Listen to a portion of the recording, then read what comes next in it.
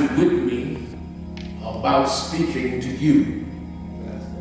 I do want to say the first message God told me this morning was stop and visit two pastors before I come to church. And so I chose Pastor Darius Williams of the Second Baptist Church here in Jackson, Michigan. Briefly kept our distance and thought of the Word of God to be an encouraging to let him know that he was a blessing to my life. And I pray that I'm a blessing to his life. Amen. And then I drove to Southside Church, and Pastor Lane hadn't made it in yet. And so I came on over to the church. And I was wrestling with what God was having me to declare unto the living. And as I was in my study, I heard someone approach to the church door, and I looked out, and it was Apostle John Walker. And I ran to the door, and I thought it was just like God. When I clearly heard him say visit two, and I did one, I figured I would resolve that God didn't know how many he told me to visit. And God would send Apostle Walker, and I shared with him testimony that I would like to share with you. All right. I began to tell him how a couple of weeks ago a man called me, and God had the man that called me that I looked up to believe that church was all right for me. All right. I was a young lad that I thought I was, as the old people say, strapping and strong. And I didn't see the image of a man in church that looked like me. Well, but I walked 66 miles this day to go to church.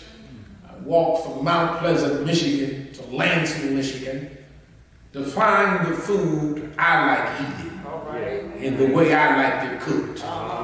Let me say it another way. The preachers in the Mount Pleasant area had a gift of preaching, but not the voice I'm used to receiving. Amen. And I found, under the direction of my wife, who was my girlfriend at the time, Pilgrim Rest Baptist Church, under the leadership of our city's Flanagan. Amen. I walked and got there, and I stood outside, and I saw a man by the name of Jimmy Wilson. He was standing up in front of the church, leading the church in prayer. Come to find out, he was not a member of the church, he was visiting the church. And Jimmy was a strong, strapped young man. He was about 6'5" with muscles everywhere back then. Yes, sir. And I thought it was quite appropriate for me to identify with him, and he left a profound effect on my life. You got to get somebody who can profoundly affect you to trust in God. And so Jimmy Wilson, that was back in 84, 85, and some fast forward 35 years later, he calls me. All right. And he began to tell me about his condition, how his body has been afflicted. My God. But that was not the reason of the call. All right. He went on to share with me sometime that God would speak to him, but not all the time. All right. And he shared two incidents to try to make me ready to believe what God had told him to tell me. He said one time he was working at General Motors in Lansing, Michigan, and a woman walked up and said that she couldn't have any children. And he specifically heard God says, get that man over there to pray for her. And he went and told the man, God told him to pray for her, and the man said, why don't you? He said, because God told me to tell you. All right. he said some 10 years later he had forgot about the prayer. He was at a funeral and a lady ran up and hugged him and said, I want to thank you for having that man to pray for me because now I'm going on my second and third child. She couldn't have any children at the time. And he said that wasn't the only time. He said, Pastor Hines, there was a man I worked with. His church had split and he was out of the church. He was just a man, and God told me I was working on the line. Allow me to take this time because I'm going somewhere with this. Yes, sir. The man was on the line away from him, and when you're working in the factory, you just can't leave your line. Amen. He said he heard God tell him, go tell the man he could go pastor, and God will give the church and the name of the church. And he said, I ain't gonna get fired. And he said the line stopped and broke down. So he went over and told the man, God said, you go pastor. The man said, well, we'll see. And he says, he went back and the line started up again, and God told him, I told you to tell him the name of the church and where it was going to be at. And he said, I'm not going to leave my place. And he said the line broke again. And so he went over and he told the man. Look at God. And he told the man the name of the church and where it was going to be. And the man said, well, we'll pray and see about it. He says, some months later, the man confessed his preaching. And then the man started a little Bible class with a handful of members, and one man was a farmer in the congregation and said to him, I have $700,000 I'm going to give to you for you to get us a place. And he said he remembered what Jimmy had prophesied to him. So he went to the place and he asked the people, how much you want to sell this building, the right location? And they said $1.4 million. And he said to himself, I know that wasn't right. And so he left, and he was doubting what Jimmy had prophesied to him. And he said, 2 days later, the man called him and said, how much money you got? And he said, $700,000. He said, we'll take it. Wow.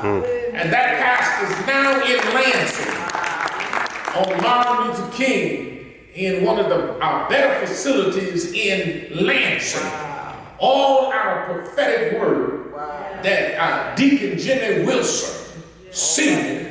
chatted with him. But I said all that, he said to me, I said, well, Jimmy, God had already concreted your voice in my life, and I was thinking about you just the other day. Wow. And he said, well, God told me to call you and tell you this. And he says, I don't know the text. I believe you know where it's at. He said, God told me to tell you to prophesize the four winds. All right. And I said, what? He said, prophesize the four winds over your wife.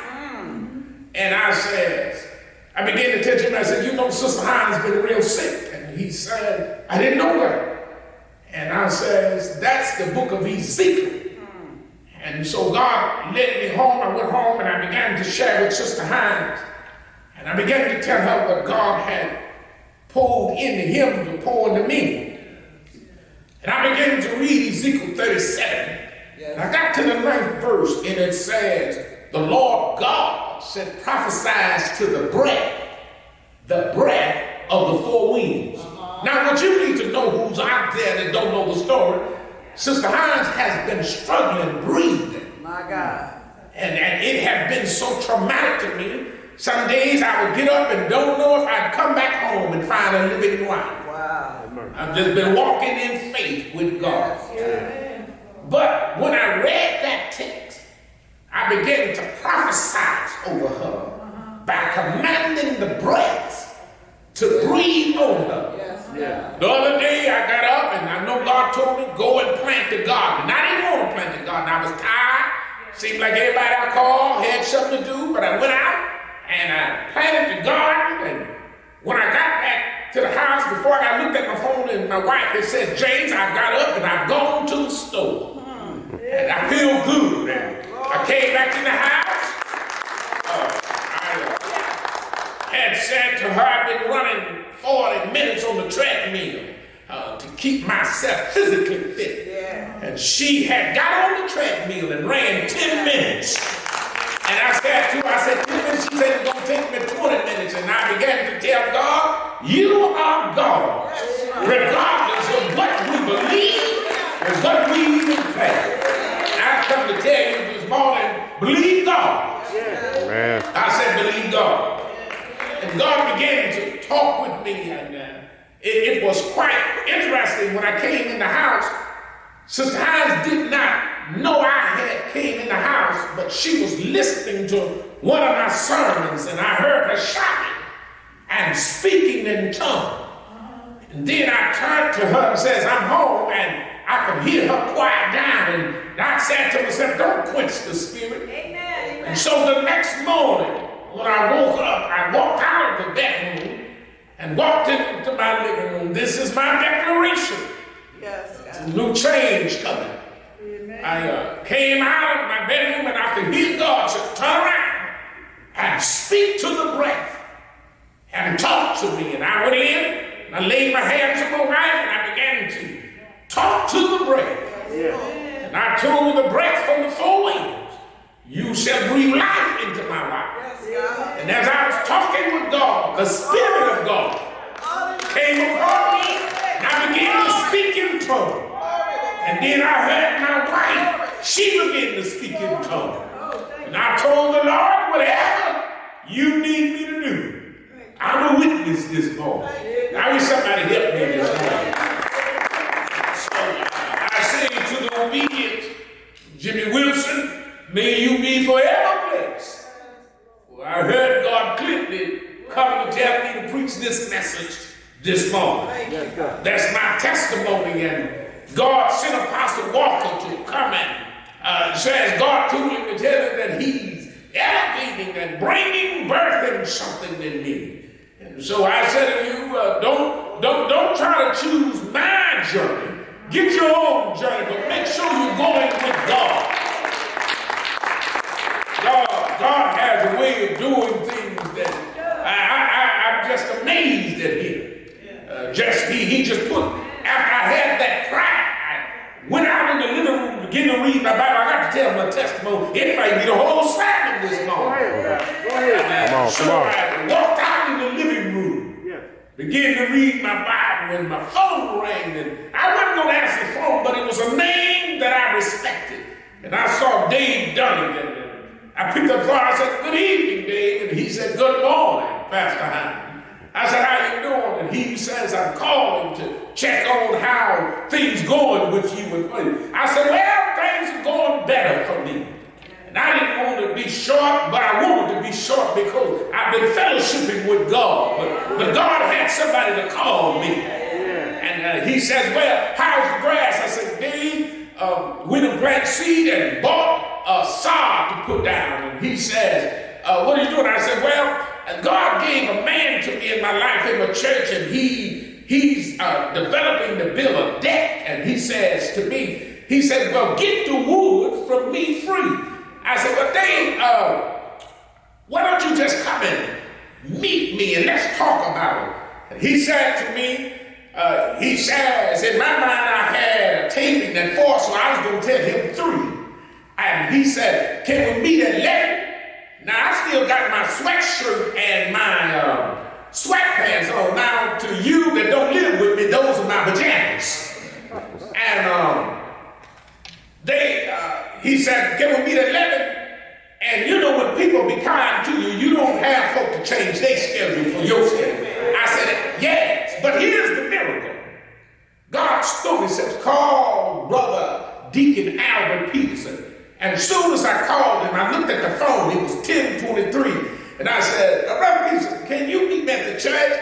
I got a man that want to bless me to be a blessing to the church to give the wood. He said, Pastor, I've been working on the deck all morning. I got all the prices and everything all done. He said, what time can we meet? I said, 11. He said, yeah. So we met here. And when we got here, Dave was here first waiting on us. Well. As we went out to see what God was going to have us done, he began to say, well, how much is going to cost you? And Brother Peterson was trying to get his number together, and I said, Lord, let him say the high number so we won't run short. And Brother Peterson, well, it costs about $24. What about $2,600? And the man says, I'll give you $3,000 and I'll be back here this evening. Who will be here this evening? I said, I'll be at the church this evening. And so, but all of that was leading into what God had did with me by praying with my wife and prophesying. I need somebody help me here. It might not be large to you, but it was monumental to me. Amen. So I say to all of you that are listening to me, if you would go out, if you would really want us to be live on Facebook, you must hit the word subscribe. We need 1,000 followers to subscribe on YouTube so that we can be blessed to come live to those who don't have Facebook. And so give the Lord a hand for that. Now I said all that to get to this text.